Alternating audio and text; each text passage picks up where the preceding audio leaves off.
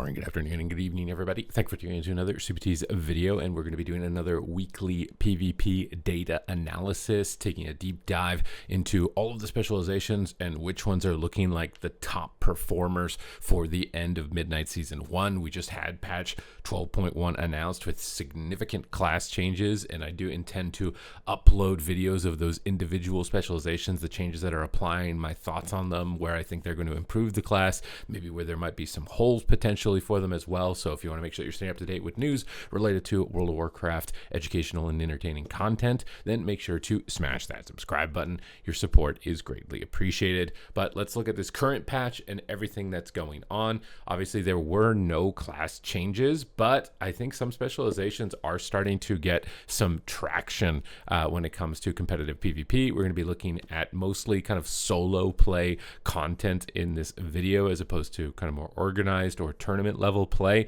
and there is a distinction between the two. Dampening functions differently in solo shuffle than other brackets, and some specializations end up being a bit more potent as a result.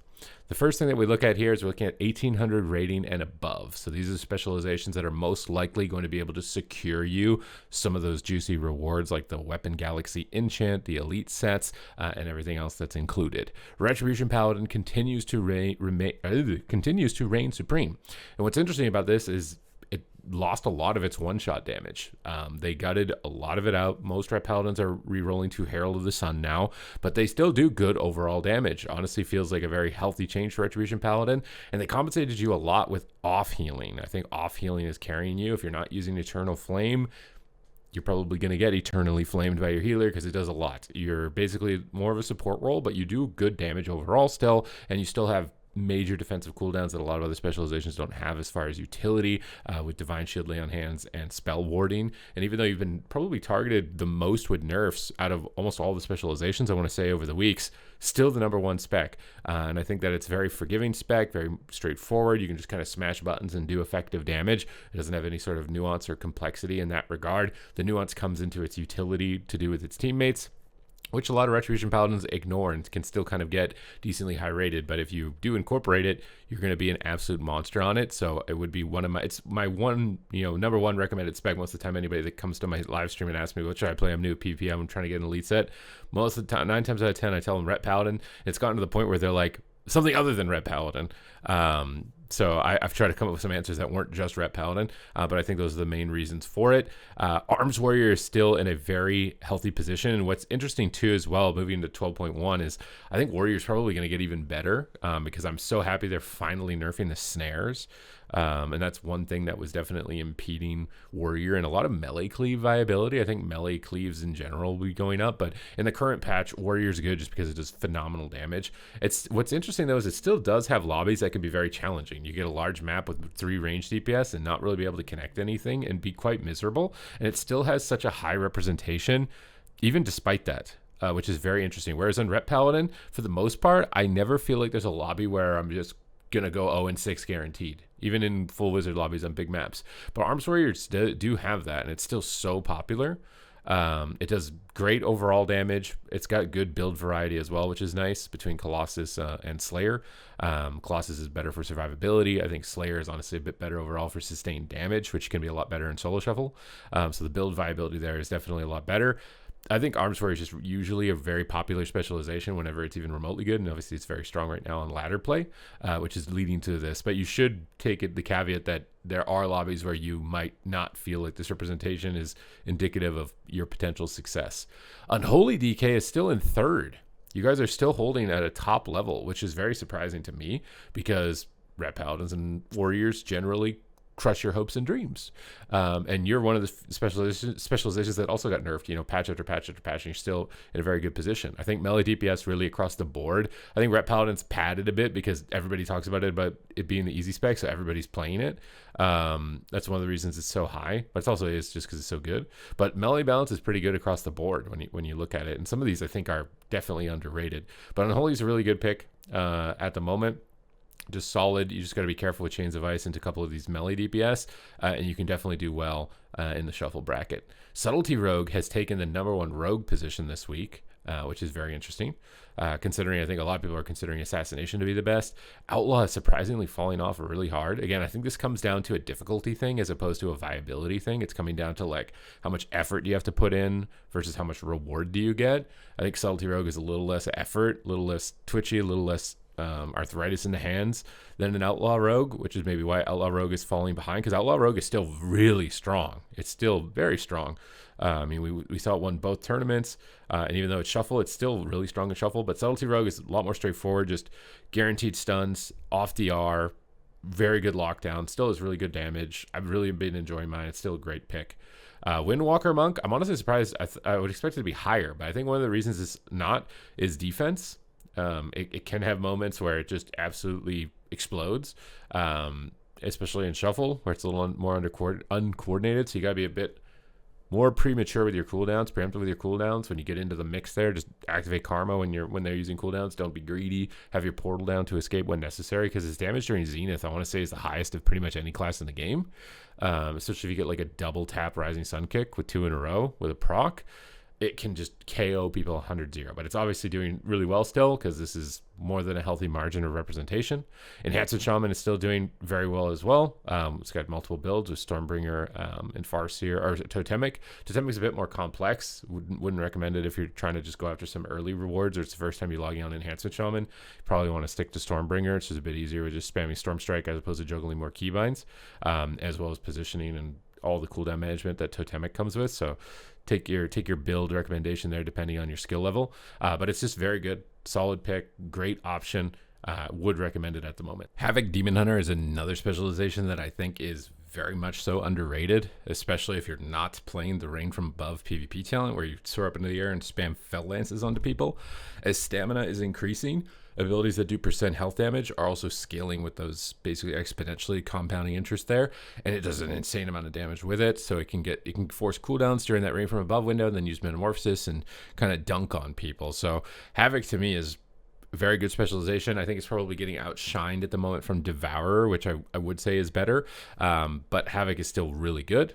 Assassination Rogue, very strong kind of rushdown spec at the moment. I'm glad that they're deciding to give up on the energy pooling idea from this patch next patch, because it does feel like once you run out of steam and run out of Thistletea that you don't regenerate energy and you've got no vanishes and you're kind of just stuck waddling around. But in the current build, really good burst, really good rushdown. It's a bit more aggressive than the other two rogue specializations, but it has tremendous burst damage, and the execute range bleeds in game do so much pressure to just be able to finish off a target sometimes when you're not even in melee range of them. So it's a really good spec when it comes to lethality. Feral Druid is upticking a bit this week. It's catching up to Havoc and Enhancement Shaman, even despite being more complex. Usually the most complex specializations end up being on the bottom when the game is relatively balanced. So Feral is doing very well right now towards the end of the season. It doesn't really have like anything that's over the top. It's just a great kit with good overall damage and pressure. You're never going to really be like, oh my god, what happened? He just one-shot somebody on a Feral Druid, but it's just, its kit is really good. Instant roots and off heals, as well as cyclones and tons of stuns. I think the tons of stuns is the big one there, big category right there. And just good overall sustained damage. There are a lot of specializations which they kind of did hit on the money as far as doesn't do insane one-shot damage, just has good overall damage. Feral Druid is one of those. It's a good pick at the moment. Fury Warrior starting to pick up a bit, but I actually think Fury Warrior could be really insane right now. I'm surprised there aren't more of them.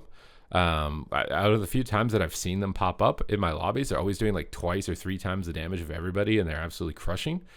So I do think Fury Warrior is underrated in the current patch. Definitely is a viable option if you want to go for it at the moment in solo content PvP. So don't necessarily let the representation of this steer you away from that. Frost Decay is the same thing. Frost Decay does probably some of the highest burst damage, comparable with Assassination, comparable with Enhancement.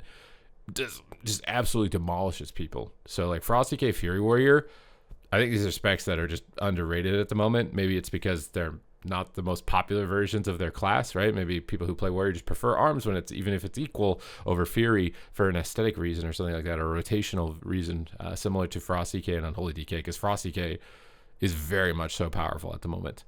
Survival Hunter is also one that I think is very strong at the moment, between Boomstick and Takedown with Sentinel, where you proc your Chakram after you use your Takedown, and that Chakram hits so hard and your Boomstick hits so hard.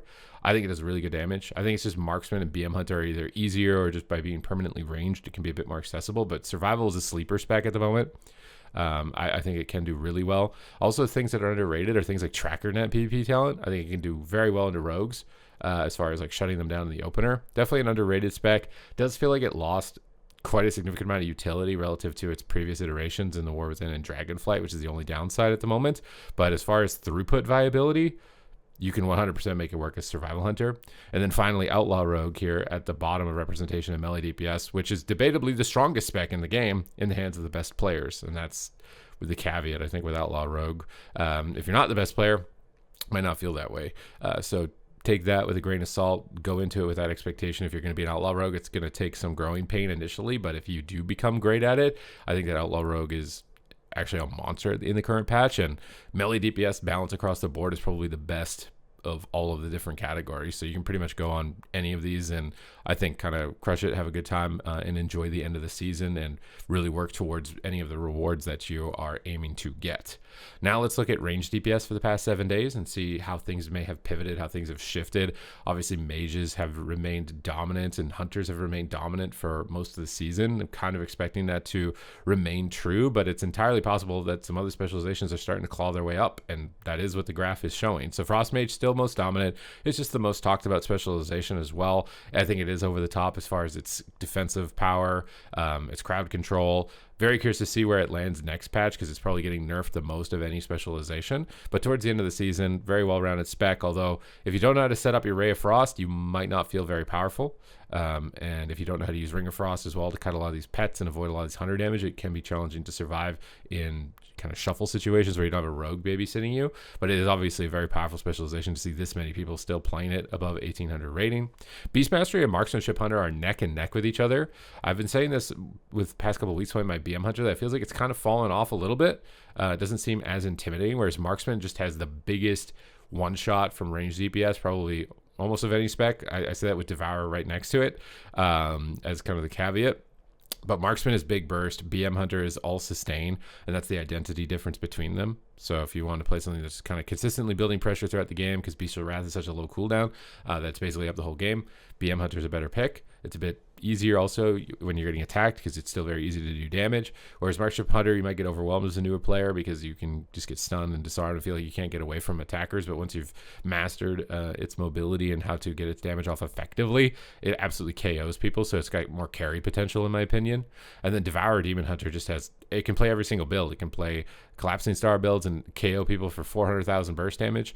It can play Predator Wake build for more kind of melee centric damage during these windows, and it can play neither of those and randomly just play this no ability build where you just spam Devour casts that hit for 100k over and over and over and over and over for like 30 seconds straight that no healer can keep up with the amount of time that you can do it. Devour Demon are got giga buffed, and I think that's why we're seeing its representation starting to scale rapidly at the moment, right? Like it's on the heels of Hunter. It might even catch and pass Mage within the next couple of weeks. So Devour Demon Hunter is the big upstart specialization at the moment for the end of the season. Affliction Warlock was one that I was very surprised by. I was playing it and it felt very powerful, and I wasn't even playing the strongest version of it. I was playing Hellcaller as opposed to Soul Harvester, and Soul Harvester's great burst on Drain Soul. I've been enjoying my Hellcaller though. I'm going to see how far I can go with it. And the rank 1 cutoff for it in Shuffle was like over 3,000 rating, which is like one of the highest of any specialization in the game. So Affliction Warlock is farming when it comes to solo content. At the moment with Solo Shuffle, definitely would recommend it. It's probably going to continue upward, even though it's kind of hard, more challenging to pull off. It's doing really well. Shadow Priest is still holding solid in the middle of the pack right here, and it's getting a lot of love and attention next patch. Shadow might just completely take over. We'll have to wait and see if they let what they've put in the game at the moment go live. I've seen some clips of it at the moment, and unfortunately, usually if you're that crazy and there's clips of you this early in a PTR cycle, you're probably not going to survive the PTR in a great spot. But it's just solid, I would say, overall. There's nothing about it that stands out. It's much like Feral Druid, where it's just, yep, it's there. It doesn't really have a lot of utility or stuns anymore. Just good overall sustained damage, not really a lot of burst. Can get frustrating when you're not able to cast, though. And honestly, I don't even think it's really that tanky to a lot of specs at the moment, but it's still doing solid, right? Like this, It's right in there. Half of the hunters and mages still right in there.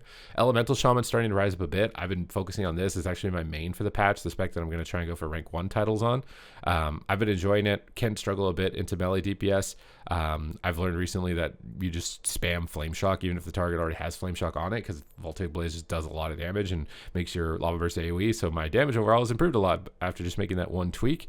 Elemental Shaman, just a good overall pick. Much like Shadow, it's just like sometimes you can get over the top with Ascendance. Right now in the current end of season, maybe that's where its viability was really stringing from, is just how much burst damage it can do in its cooldowns. It's just a good pick overall, disruptive, but it can be a bit frustrating to melee. Destruction Warlock is starting to rise up, actually past Boomkin, Devivoker, Fire Mage, and Demo, and on the heels of Ellie and Shadow. Does really good damage, actually, between Soulfire and Chaos Bolt. I would say that, you have to cast, obviously, so it's a disadvantage relative to a lot of other classes, which can, for the most part, do their, like Marksmanship Hunter, which can't really be disrupted too much outside of disarms. On its burst that just does way more damage in a smaller window of time. So it's like Marks and Destruction Warlock kind of always share that bazooka identity where they get these big hits of damage in game. It's just easier to pull it off with Marksman, and the top end seems to be higher, which is why I think Marks is more dominant than Destro at the moment. But Destro is probably like 1 or 2 tweaks away from completely taking over the game also. If Chaos Bolt's a little faster, hits a little harder, I swear it's just like a little bit of a tweak away from taking over, but its defense can be a bit flimsy against all these melee and hunter specs at the moment, so take that as a potential limitation as well. Balanced Druid, still in a decent position. I've just honestly grown bored of it. It's still just the same gameplay. Keep dots up, fake interrupts on Cyclone, and get as many Cyclones as you can, and I'm just kind of over that. I prefer the Elemental Shaman, just chucking and maximizing my damage and shutting people down at the moment, as opposed to this fake casting kind of strategy, Cyclone spamming specialization. I've just gotten bored. It's not that it's bad gameplay, it's just been the same for so long. But you can definitely go far with it. The Incarnation window, and if you're able to get Cyclones, can enable you to win. A little bit more of a struggle. It's a little bit more flimsy, much like Destro Lock in a lot of these scenarios. The defense is definitely lesser than that of like Frost Mage or Devour Demon Hunter. I think defense is carrying those specs quite a bit. Devastation Evoker, again, some specs they did really well as far as like trimming off their burst damage, just making it sustain good, because Dev Evoker is one of those that you'll never just completely one-shot someone and be like, oh my god, what happened? But at the same time, your overall damage is really good. You just ride the sustain meter very well, and it's very simple and easy and straightforward, which is why I recommend it as like the Rep Paladin of ranged DPS. You just hover around immune to slows and spam Disintegrate. Maybe that won't be the case though in 12.1, because you're not going to be completely immune to slows anymore. You're going to be might be hard to kite. I think Evokers and Mages might be hard to kite next patch, but at the moment it's just a good pick, but nothing over the top. I think it's a lot worse though in Battlegrounds than in Solo Shuffle. The limited ranged, especially when you're fighting Marks Hunters that snipe you out before you can really even get close, can be very frustrating. Fire Mage, again, its defense limitations relative to Frost I think is the main thing, and it doesn't have the snares. The no double barrier, no double block on a low cooldown, and no snares I think is the main reason, because his damage is good. It can do very solid damage. I think it's very flimsy relative to Frost, so probably going to switch over to that. And I feel like a lot of these classes that have multiple specs of the same role, like range DPS or melee DPS, people tend to trend towards one, and the other ones kind of fall off quite significantly, because like I don't think Fire is that bad, but obviously relative to Frost, you might just feel like, well, I may as well be Frost, right? In those situations. Demonology Warlock, it's still holding on. Honestly, surprised you guys are still holding on. I thought I would have fallen off a little bit more than this, but you guys are still holding on. You do have to hardcast a lot. Again, there's nothing about it that's like, oh my god, you're going to absolutely one-shot somebody at the moment. Really, the only advantage you have is crowd control, the stuns, coils, howls, and the ability to imp dispel your healer. So you're more like a utility class at the moment than more of a damage class. Which is why I think there's any representation on it at all at the moment. It's also a benefit that you have Mortal Strike relative to a lot of the other ranged DPS, so and there are certain situations where that can benefit you. But I think it's just the overall lack of burst damage, because his defense is actually good. Unlike other classes like Boomkin and Destro, it's actually quite durable. It's just missing that edge. Whereas a lot of these classes have everything. They have their maxed out on defense, maxed out on sustain, maxed out on burst. They don't have any weaknesses. Whereas Demonology's weakness is burst. And maybe, every class should probably have a weakness, right? The ones that have no weaknesses are the ones taking over. The ones that have like one weakness are viable, but less representative, because why would you play something that has one weakness if you play something that has no weakness? Arcane Mage, weakness is that you have to card cast a lot. to get all of your damage off. And unlike Frost, again, you don't have the double barrier, so it can be difficult to kite in those situations. Damage is a little more forecasted as well with things like Touch of the Magi and Arcane Surge. You can just more easily see them coming than Ray of Frost that gets shimmered around the corner and it's like, oh, now you're dead because you couldn't stop it in time. You're going to see the damage coming a lot of times with Arcane Mage, and the defense is also lacking a bit there as well, similar to Fire, which is why I think it's as low representation as it is. And then Augmentation Evoker, which I was able to get to 2400 on it. I was able to get into the top 10 on Augmentation, but it gets really annoying, especially when people start crowd controlling you on your Ebonmite windows and your Ebonmite just falls off after a 2-second stun. I got very miserable on it at a certain point and gave up on it. I may need to try the Chrono Warden build and give that a go and try and play more for utility, I think, maybe in some situations, and that might help, because I do think the higher rated Augmentation Evokers don't play the build that I'm playing. So I may have to try that, but it got really annoying at a certain point. So I think it's probably justified with his representation at the moment here, and it's kind of one of those more niche specializations when it comes to range DPS. But the balance here is like, it's so close. It's like a couple tweaks, and it would actually be really good. But overall, you can make it work with any of these specializations. And then finally, we've got healers. For the past 7 days here, which healers are rising to the top. Obviously, Preservation Evoker has been the talk of the end of the season here. It's just been the most dominant healer. But according to this, at 1800 plus, the healer balance is really good. I mean, Disc Priest it's up there. And I think it's just because it's so fun to play. Whenever Disc Priest is even remotely viable, this is a trend that we see throughout multiple seasons since Soul Shuffle was implemented in Dragonflight. And it's because it basically feels like a DPS with instant Qs. So it's like, I'm going to take that, right? You do more burst damage than Shadow Priest. You probably do more burst damage than a lot of specs, actually, at the moment. So I think that's why Disc Priest is trending so high. It's just fun, and you get fast Qs, and you feel like a DPS. Mistweaver is number 2 for 1800. Resto Druid's dead even. Holy Paladin's dead even. Even Resto Shaman on the heels of some of these healers. And Preservation Evoker second to lowest, and Holy Priest at the lowest. But all the bars are pretty close, ignoring the egregious Discipline Priest here towards the left side of your screen. And honestly, I've been playing every healer. And I've been playing the Holy Paladins, I've been playing the Restoration Shamans, and in Shuffle, it feels like you could still have a decent shot. There's some matchups might be tough. Again, depends on DPS synergies and which ones counter you depending on the scenario that you're in, right? Like if you're fighting a Mistweaver in a pet lobby, they're probably going to crush you with Spinning Crane Kick as that type of counter situation. And Restoration Shaman in a caster lobby, probably going to dominate you. Preservation Evoker, I think, is honestly